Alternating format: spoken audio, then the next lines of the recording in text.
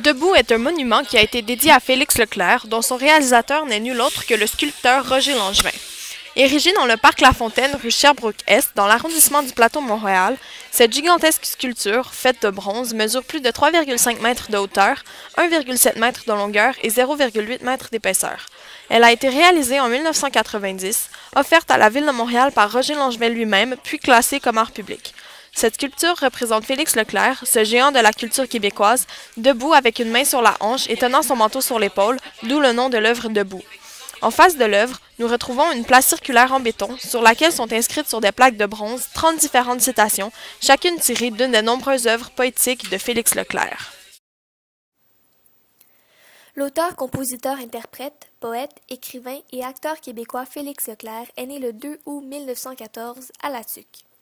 Il est le 5e des 10 enfants de Fabiola Parot et de Léon Leclerc. Il est aussi le père de 3 enfants, Martin, Francis et Nathalie.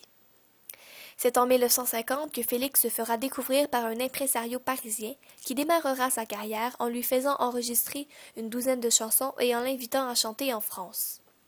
Il enregistre son premier album contenant entre autres Le Petit Bonheur, Moi mes souliers et Le Petit Train du Nord en 1951. Tout au long de sa vie, Félix Leclerc, malgré son grand succès, demeura toujours le même, ne changeant pas ses valeurs et défendant ce qui lui tenait le plus à cœur, la souveraineté du Québec ainsi que la langue française. Grand chansonnier, il eut une influence majeure sur le nationalisme québécois. Il mourut dans son sommeil le 8 août 1988 à l'île d'Orléans, où on y dispersa ses cendres. Une pierre tombale est aussi érigée dans le cimetière de l'île, où les gens vont parfois y déposer leurs vieux souliers. Roger Langevin, l'artiste ayant réalisé cette œuvre, est né au Lac-Saint-Jean le 26 janvier 1940.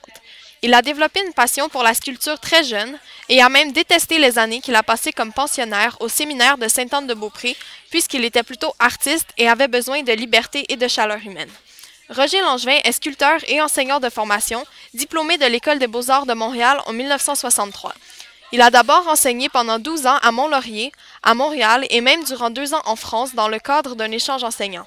Par la suite, il a quitté ce métier pour se consacrer uniquement à la sculpture. Il a même étudié 1 an en France pour perfectionner ses méthodes. Il est ensuite revenu au Québec pour être professeur d'art à l'Université du Québec à Rimouski, où il a d'ailleurs créé une école d'art à l'horizon international. Il est à noter que tout au long de son parcours, Roger Langevin a toujours fait de la sculpture.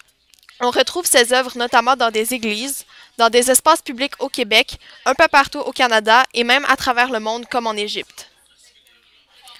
C'était un podcast de Florence, Catherine et Laurence.